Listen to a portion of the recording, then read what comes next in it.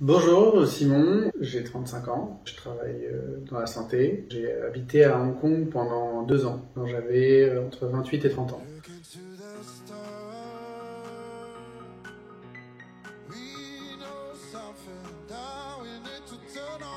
J'ai vécu dans le centre de Hong Kong pendant 2 ans.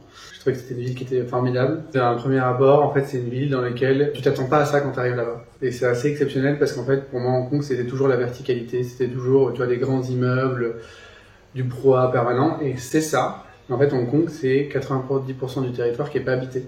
Et du coup, c'est hyper sympa parce qu'en fait, dans ta vie hongkongaise, quand tu es là-bas ou quand tu vas en tourisme là-bas, tu alternes entre des moments extrêmement denses et des moments où en fait tu peux souffler à la plage ou en randonnée où il y a beaucoup moins de gens. C'est deux extrêmes et ça donne un point d'équilibre qui est assez cool. Un truc qui par contre m'a beaucoup gêné, c'est que c'est une ville qui est très polluée. La pollution, elle se matérialise de différentes façons. Il y a des jours où en fait c'est brumeux et ça c'est de la pollution.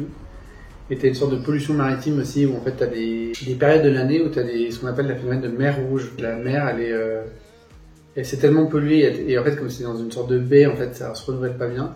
En fait les algues de la mer elles tournent rouge et en fait tu peux plus te baigner, c'est interdit à la baignade et c'est assez dangereux. Et, ça arrive au moins une fois ou deux fois par an facilement. Aller manger dans un restaurant qui s'appelle Din Tai Fung, qui fait des dumplings, donc c'est une spécialité locale. C'est des petites poches de raviolis remplies de crabe ou de porc ou de choses comme ça. Ça c'est hyper cool. C'est l'ambiance, t'as des tables rondes, tout est au milieu, tout tourne, t'es avec tes baguettes, c'est il y a le brouhaha permanent, on t'arrose de bière, on t'arrose de vin. C'est hyper cool. La deuxième chose à faire absolument, faire des randos, et particulièrement Dragon's Back, qui est une rando en fait, que tu prends le métro, et tu vas directement au bout d'une ligne de métro et après, à partir de là, tu peux faire une randonnée qui en fait est sur le sud de l'île de Hong Kong et t'amène à un petit village qui s'appelle Sheko, qui est un village de pêcheurs. Tu commences ta rando et là, t'as des super paysages de toute l'île de Hong Kong. Le midi, t'arrives et là, tu prends 1 heure, 2 heures, tu prends une petite bière, du poisson frais et t'as les pieds dans l'eau. Et tu te baignes l'après-midi et tu repars en taxi ou en bus au centre-ville pour le soir. Et dans les trucs à éviter, ou enfin des trucs qui m'ont moins plu, il y a énormément de shopping malls, donc des centres commerciaux. Et comme il fait souvent chaud, les Hongkongais c'est un des endroits dans lesquels ils aiment bien traîner en fait. C'est un luxe pour eux d'avoir de la clim, donc c'est des endroits climatisés, donc ils traînent beaucoup là-dedans. Tout le monde nous dira il faut aller voir un peu ce que ça donne, mais ça n'a pas un énorme intérêt.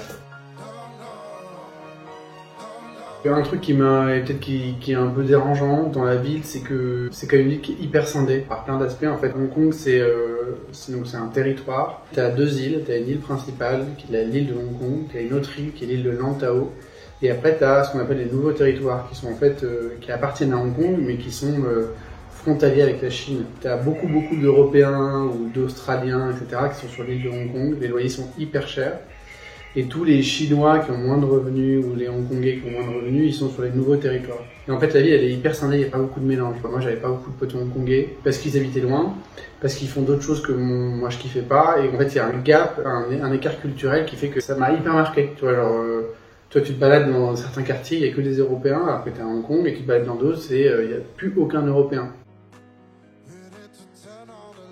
Et j'ai été déçu, t'as pas de contact, c'est pas une ville dans laquelle tu noues un contact avec le local. Tu vois, j'ai voyagé en Amérique latine, là c'est beaucoup plus fluide, tu vois. Là, en tout cas moi j'ai pas réussi. Il y a la barrière de la langue, parce que c'est beaucoup de Chinois en fait qui viennent travailler à Hong Kong, donc ils ont un anglais qui est assez limité. Et des centres d'intérêt qui sont très différents, tu vois, genre très tournés vers le shopping, etc., moins vers la rando, et voilà. Alors, dans les galères, moi j'y habitais 2 ans, donc j'ai besoin de trouver un appart. Ça c'est hyper galère, encore plus galère qu'à Paris. Enfin ça dépend, si t'as un bon budget, c'est pas galère du tout, mais c'est hyper cher. Enfin, tu vois, genre c'est 1,5 fois le prix de Paris, minimum. Si t'as un budget qui est limité, t'as très peu d'offres, et du coup t'as très peu de gens ou t'as beaucoup de gens, et donc du coup c'est galère. Dans les infos pratiques, en fait, je trouve que les quartiers qui sont un peu sympas, c'est en gros tout ce qui est l'île de Hong Kong. Il y a plein de petits quartiers un peu sympas, Wan Chai, Sheung Wan, etc. C'est des quartiers qui sont un peu plus pas centrales, mais un peu plus éloignés, qui sont hyper cool. Et les nouveaux territoires, le début des nouveaux territoires, genre Mong Kok et tout, c'est des territoires qui sont un peu cool et un peu sympas. Et après, dans l'info pratique, savoir qu'on peut toujours se déplacer, le réseau de métro est hyper bien fait, le taxi est pas cher, vraiment pas cher. Donc en fait, tu fais toujours métro et taxi.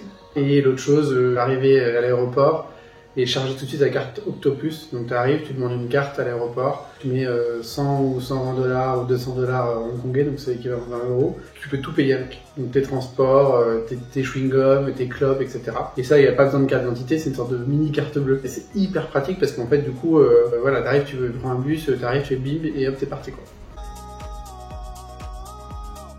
On a fait quand même des soirées où on s'est bien amusé, et nous, notre grand kiff avec mes potes, c'était d'aller chercher des bars un peu plus locaux parce que t'as une atmosphère qui est incroyable. Par exemple, t'as des côtés de l'est de l'île de Hong Kong, t'as des énormes marchés aux poissons dans lesquels en fait t'as des grandes tables en rond et toutes les familles le samedi soir elles viennent manger dans ces trucs-là. Et c'est ambiance hyper bon enfant. En général, il y a quand même pas mal d'alcool, donc en fait, tu vois, c'est quand même moyen de faire une première partie de soirée qui est hyper cool. Et là-dedans, on avait sympathisé, justement, une des seules fois où on a sympathisé avec une famille à côté qui a trouvé ça trop cool que les Européens soient là, parce que c'est un peu crade comme ambiance, tu vois, c'est pas des trucs où il y a beaucoup d'expats. On a commencé à picoler avec eux, on a fini dans un karaoké avec eux, c'était hyper chouette. On a chanté des trucs en chinois qu'on comprenait absolument pas. C'était la seule fois où on a vraiment réussi à nous un truc, et moi je regardais une soirée, j'ai des photos, c'était incroyable. Voilà. La bouffe, de manière générale à Hong Kong, t'as un énorme choix culinaire qui est vraiment hyper agréable quand t'habites là, quoi. C'est-à-dire qu'en gros, t'as toutes les bouffes asiatiques pour pas cher, donc thaï, vietnamien, t'as plein de trucs de très très bonne qualité pour pas cher. Et après, si t'es prêt à mettre un peu plus de prix, tu peux quand même manger européen. Donc tu vois, genre quand t'habites là, c'est cool de temps en temps de pouvoir te faire un resto un peu français où il y a du fromage, des trucs comme ça. Et l'autre truc, moi, ce que j'ai vraiment j'ai profité au quotidien, c'est les randos et la capacité. Tu vois, genre, je prenais mes baskets après une journée un peu de merde, tu vois. Et en fait, j'allais courir dans les montagnes. Tu fais 1 heure de course, ça fait 10 bornes et tout. Tu montes et tu descends, donc c'est un peu physique. T'arrives à la plage, quoi. Là, t'arrives à la plage, tu te baignes et tu repars, quoi. T'as des bateaux en plein centre de Hong Kong qui t'emmènent sur des îles paradisiaques en 25 minutes. Tu prends ton bateau, tu vas sur l'île la plus loin qui est à 30 minutes de bateau. Déjà, le bateau, c'est cool, c'est une ambiance sympa. Tu vas faire ton petit resto de pêcheur que tu connais.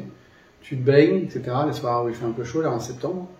Et tu rentres, et en fait, t'as été en vacances pendant 3-4 heures, et le matin, tu vas travailler, quoi. Je suis pas sûr qu'il y ait beaucoup d'endroits dans le monde qui offrent une aussi belle coupure par rapport au centre de là où t'habites.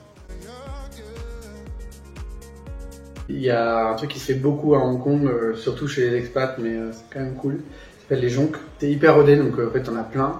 Tu loues un bateau qui contient, pour lequel il y a 30 ou 40 personnes. Donc c'est des grands bateaux avec une énorme plateforme à l'arrière. Chacun ramène son alcool, la bouffe est comprise et tu payes ça pas cher du tout. Et tu pars à 11h du matin et tu reviens à 7h du soir. Et en fait tu vas faire le tour de certaines îles, tu vois, tu vas comme ça. Et du coup il y a des ambiances, c'est trop cool, enfin tu vois, tu rencontres plein de gens comme ça, et tu fais des teufs la journée, ce qui est ouf. Tu vas te baigner, tu remontes, tu reprends une bière, enfin... Moi j'ai adoré cette ambiance où tu vois tu picoles un peu mais t'es pas non plus ramassé tu vois comme le soir, toi. Et en fait tu rencontres plein de gens et c'est trop cool. Et c'est en plus hyper sympa pour découvrir les îles aux alentours, quoi.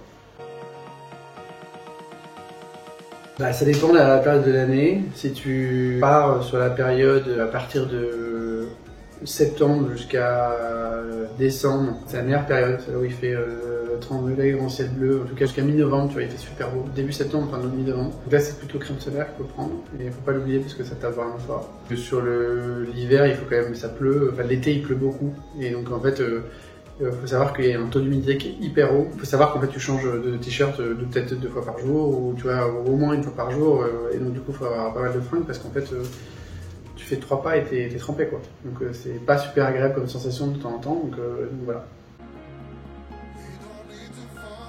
Je pense que je tenterais, sur les 2 ans, j'aurais bien tenté d'habiter 1 année dans le centre, ce qu'on a fait.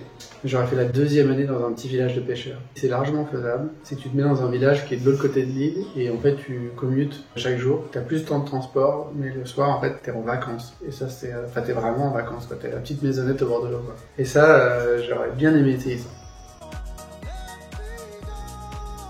Merci Goyave de m'avoir interviewé, puis j'espère que ça donne envie d'aller à Hong Kong, voilà, parce que moi j'ai passé 2 années excellentes et même pour 1 semaine je pense qu'il y a de quoi faire, quoi.